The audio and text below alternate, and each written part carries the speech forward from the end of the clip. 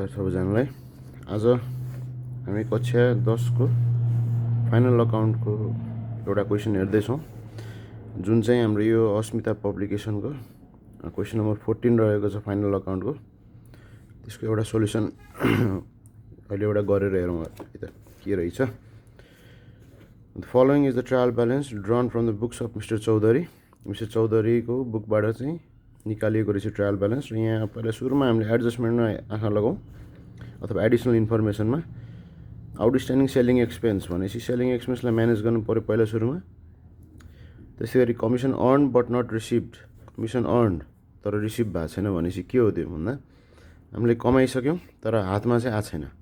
है त्यो कुरा हामीले पहिलो अघिल्लो भिडियोमा यस्ता एक्युरेट इन्कम भनेर कुरा गरेका थियौँ, जहाँ चाहिँ एक्युरेट भनेको चाहिँ त्यो हाम्रो एसेटमा जान्छ रिसिभेबलको नाममा भनेर।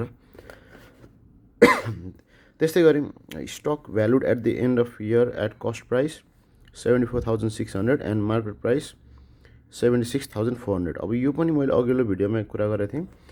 हामीले जहिले पनि यो स्टक एट द एन्ड भनेपछि क्लोजिङ स्टकको दुईवटा भ्यालु दिएको छ, एउटा कस्ट एउटा मार्केट। अनि consider which ever is the lace भनेर कुरा गरेका थियौँ। भनेको लेस अहिले हेर्दाखेरि के छ, कस्ट प्राइस छ होइन, 74,600 चाहिँ हाम्रो क्लोजिङ स्टकको भ्यालु राख्नु पऱ्यो। ल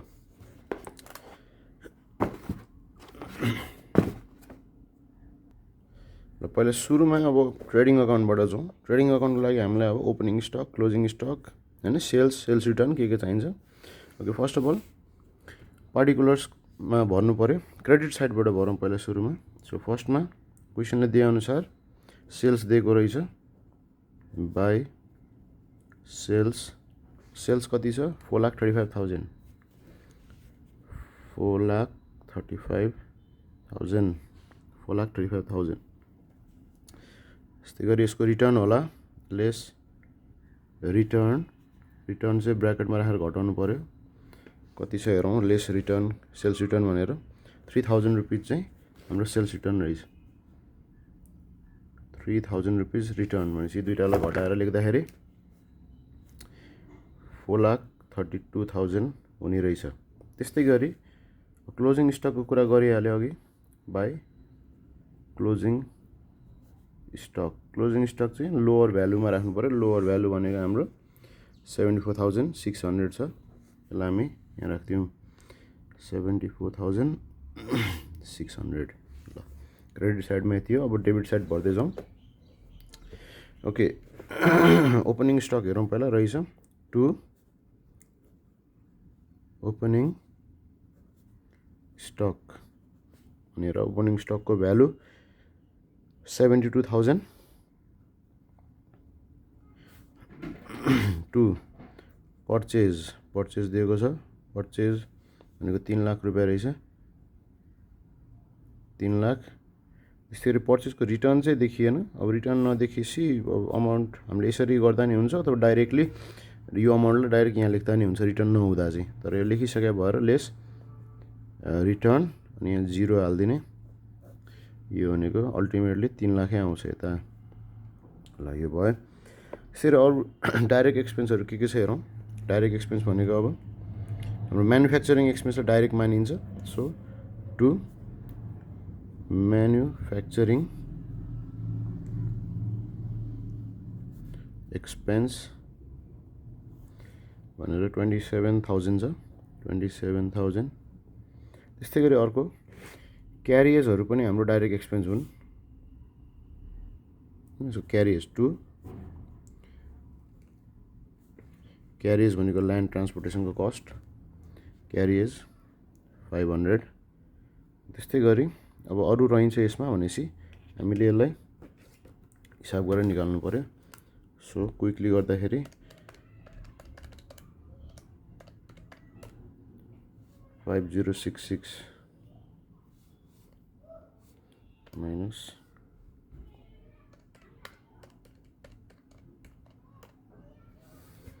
यो टोटल चाहिँ हाम्रो 506600 आयो। दुईटाको जुनमा ठुलो छ त्यही लेख्ने। जुन क्रेडिट साइड अहिले यो केसमा क्रेडिट साइडमा बढी अमाउन्ट छ, त्यही भएर हामीले 5066 यहाँ लेख्यौँ। यहाँ पनि त्यो हुनु पऱ्यो डेबिट इक्वल टु क्रेडिटको नियम। तर यहाँ पुगेको छैन। यहाँ 5,06,600 हुन कति पुगेको छैन भन्दा 1,07,100 पुगेन। हो यो भनेको अब क्रेडिट भनेको इन्कम, डेबिट भनेको एक्सपेन्स हैन।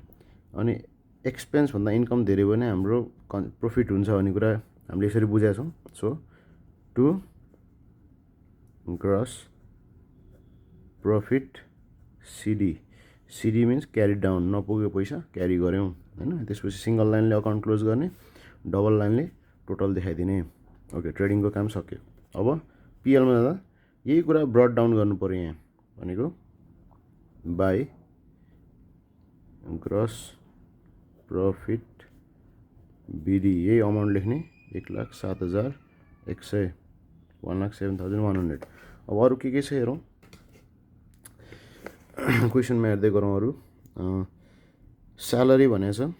सो स्यालेरी हाम्रो इन्डाइरेक्ट एक्सपेन्स टु स्यालेरिज भनेको अफिस रिलेटेड कुराहरू यहाँ राख्छौँ, यसरी बुझ्यो नि भयो। 25,000। त्यस्तै गरी अर्को छ selling expense to selling expense, बेच्दाखेरि लागेको खर्च इन्डाइरेक्ट एक्सपेन्स। अब एकैछिन यसलाई पहिला हामीले एडजस्ट गर्नुपर्छ भने अघि मैले कुरा गरेको थिएँ। के भन्दा सेलिङ एक्सपेन्स 4,500 छ अनि यतापट्टि एडिसनलमा आउटस्ट्यान्डिङ सेलिङ एक्सपेन्स भनेको छ 700। भनेपछि आउटस्ट्यान्डिङको अर्थ के भन्दा ड्यू, तिर्न बाँकी। तिर्न बाँकी त हाम्रो खातामा पछि जोड्नु पऱ्यो, जोडेर तिर्नु पऱ्यो, जोडेको देखिनु पऱ्यो, खर्च भएको देखिनु पऱ्यो। त्यही भएर त्यसलाई हामी एड गर्छौँ है। यसमा सेलिङ एक्सपेन्स 4,500 छ भनेपछि यस्तो एडजस्टमेन्टका कुराहरू जहिले भित्र इनपुट गर्ने। एड अब आउटस्ट्यान्डिङ एक्सपेन्सेस भनौँ, यही यसकै हेडिङ अन्तर्गत आउटस्ट्यान्डिङ एक्सपेन्सेस भनेर 700 चाहिँ एड गर्नु पऱ्यो। यो भनेको 5,200 आउँदो रहेछ। ओके, त्यस्तै गरी अर्को हाम्रो अफिस एक्सपेन्सेस भनेर नाम आएको रहेछ यहाँनिर है। अफिस एक्सपेन्सेस भनेर 9,500 टु अफिस एक्सपेन्सेस भनेर हाम्रो 9,500। अब इन्कम साइडमा हेरौँ के छ। कमिसन भनेर दिएको रहेछ। ओके, कमिसन भनेपछि हाम्रो इन्कम भइगयो यहाँ क्रेडिट साइडमा दिएपछि। कमिसन कति छ 1,200। ल तर पनि हामीले अहिले के थियो यहाँ कमिसनमा नि यसो चिनो लगाएको थियौँ ताकि हामीले यहाँ नबिगारौँ भनेर। Commission earn but not received yet रे, कमाइसकेको छौँ तर हातमा पाउन बाँकी भनेपछि के गर्नु पऱ्यो, जोडिनु पऱ्यो। एड अब यो टर्मलाई हामी के भन्छौँ, अर्न बट नट रिसिभ भनेको एक्रुएड हो कि होइन हो, एक्रुएड। र हामीले के लेख्छौँ, एक्रुएड लेख्छौँ। एक्रुएड कमिसन भनेर लेख्छौँ यसरी। यो चाहिँ हाम्रो पाउन बाँकी छ, कमाइसकेका छौँ तर पाउन मात्रै बाँकी छ। कति छ यो 500 छ। एड गरेर हामी यहाँ 1,700 लेख्छौँ। त्यस्तै गरी अब अरू के छ एकलट हेरौँ। ओके, अब अरू खासै केही छैन। अब हामीले एकैछिन यसलाई एज इट इज छोडेर हामीले चाहिँ ब्यालेन्स सिट प्रिपेयर गर्नतिर लागौँ। ब्यालेन्स सिट प्रिपेयर गर्न यो अलिकति एक्युरेसीको लागि मात्रै हो, नभए यहाँ डाइरेक्टली सकिन्छ भने टोटल यताउता गरेर गर्दा नि हुन्छ। त्यही पनि in order to check the accuracy हामी एकैछिन पहिला यो सल्भ गरिहालौँ। ओके, क्यापिटल भनेर दिएको छ। क्यापिटल हाम्रो 81,300 छ। ओके, सो क्यापिटल 81,300 होइन। ओके, हामीले यो पनि भित्र राखेका छौँ किन भन्दा केही कुरा एडजस्ट गर्न बाँकी नै छ, त्यो अहिले कुरा गरौँला। ओके, अब मैले एक लाइन छोडेको छु यहाँनिर है। अब अरू के छ लायबिलिटीहरू हेरौँ है त। अब क्रेडिटर्स भनेको लायबिलिटी हो। क्रेडिटर्स दिएको छ क्वेसनमा। क्रेडिटर्स भनेको हामीले कसैलाई पैसा तिर्न बाँकी, क्रेडिटर्स भनेर 40,000 छ। त्यस्तै गरी अब अर्को हाम्रो लायबिलिटी कता निस्केको जस्तो लागेको छ यहाँनिर चाहिँ आउटस्ट्यान्डिङ एक्सपेन्सेस भनेको हाम्रो जिम्मेवारी हो। जिम्मेवारी भनेपछि त लायबिलिटीमा हाल्नु पऱ्यो। त्यही कुरा हामीले यहाँनिर आउटस्ट्यान्डिङ सेलिङ एक्सपेन्स भनेर हाल्छौँ। त्यो भने कति थियो 700 रुपियाँ थियो। ओके, यहाँ हाल्दाखेरि चाहिँ यो बाहिरको अमाउन्ट हाल्न पाइँदैन। हाम्रो जति यसको अमाउन्ट हो आउटस्ट्यान्डिङ एक्सपेन्सको त्यति मात्रै हाल्नु पऱ्यो। त्यही 700 रुपिस यहाँ हामीले पोस्ट गऱ्यौँ। त्यस्तै गरी अर्को हाम्रो लायबिलिटी साइडमा केही पनि छैन। अब हामी एसेट साइड भर्दै गरौँ। एसेट साइड भनेपछि के छ हेरौँ। अब एसेट भनेपछि हाम्रो बिल्डिङ एसेट हो, सम्पत्ति बिल्डिङ। यहाँ बिल्डिङ लेखौँ। अब बिल्डिङको अमाउन्ट 80,000 छ, 80,000। त्यस्तै गरी अर्को छ डेटर्स भनेको चाहिँ हामीले कोहीबाट पैसा लिन बाँकी भनेपछि हाम्रो रिसिभेबल हो। रिसिभेबल भनेको सबै हाम्रो एसेट।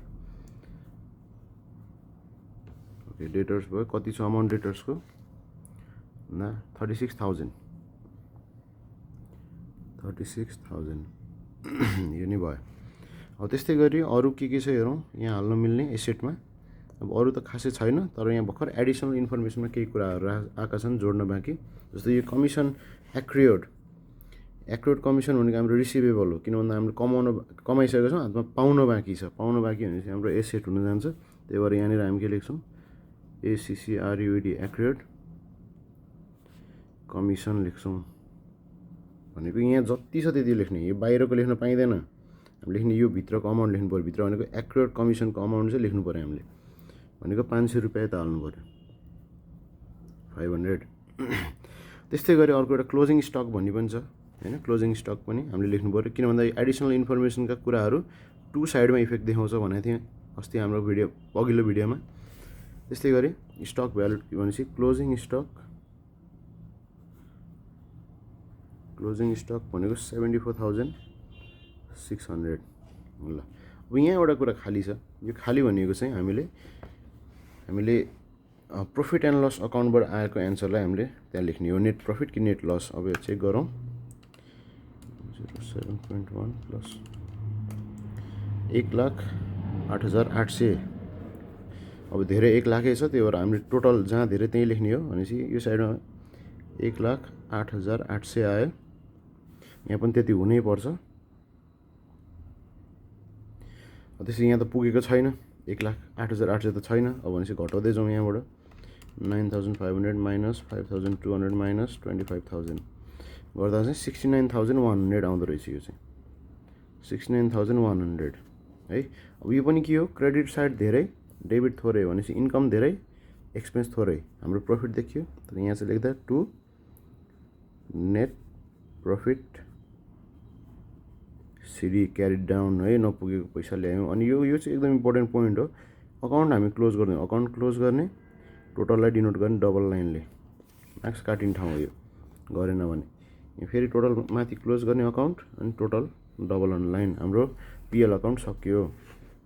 अब यहाँ आएको जुन हाम्रो नेट प्रफिट छ यसलाई लगेर हामी यहाँ क्यापिटलमा एड गर्छौँ। प्रफिट भनेपछि जोडिने भयो। त्यही भएर एड नेट प्रफिट कति आएको छ? 69,100। अब यसलाई एड गरौँ। एड गर्दाखेरि 81.3 प्लस 69.1 गर्दा 1,50,400 चाहिँ हाम्रो टोटल क्यापिटलको भ्यालु देखियो। अब ब्यालेन्स सिटको फाइनलाइज एन्सर निकालौँ सबै टोटल गरेर। 40,000 प्लस 700। ओके, यो भनेको 1,91,100 यति नै आउनुपर्छ उता जहाँसम्म लाग्छ त्यो लेखिदिइहालौँ। 19,11,00। चेक गरौँ यता नि। 80,000 प्लस 36,000 प्लस 500 प्लस 74,600 भनेको त्यति नै आयो। 1,91,100। ल, यो एसईमा 8 मार्क्सको लागि फिक्स आउने क्वेसन हो। फाइनल अकाउन्ट है, जसमा चाहिँ ट्रेडिङ अकाउन्टको 2 मार्क्स हुन्छ यो पुरै गरेको। पिएल अकाउन्टको हाम्रो 3 मार्क्स हुन्छ र यो ब्यालेन्स सिटको 3 मार्क्स हुन्छ। यसरी हामीले देखाउनु पर्यो हाम्रो फाइनल अकाउन्टको एन्सर। अनि एउटा ध्यान दिनुपर्ने कुराहरू, लेस गर्दा जहिले पनि ब्र्याकेटको युज गरौँ। अनि एउटा लाइन तानेर त्यो क्लोज गरिदिउँ। अनि यहाँनिर क्रेडिट लेख्न नछुटाउँ, यतापट्टि डेबिट लेख्न नछुटाउँ। अनि यहाँनिर टपिकमा कसको अकाउन्ट बनाएको हो त्यो लेख्नु नछुटाउँ। अहिलेको क्वेसनमा डेट छैन, नभए डेट लेखिन्थ्यो यहाँनिर है, डेट दिएको छैन क्वेसनमा है, डेट केही पनि भनेको छैन। यस्तै गरी सेम ब्यालेन्स सिटमा पनि त्यही कसको खाता बनाउँदैछौँ हामी त्यो भयो। अनि यो एज अन भनेर चाहिँ डेट लेख्ने ठाउँ यहाँ चाहिँ डेबिट क्रेडिट नलेखौँ, लेख्न पाइँदैन है। यी सबै गऱ्यो भने चाहिँ हामीले 8 मार्क्सको सल्युसन गऱ्यौँ। Okay, thank you very much.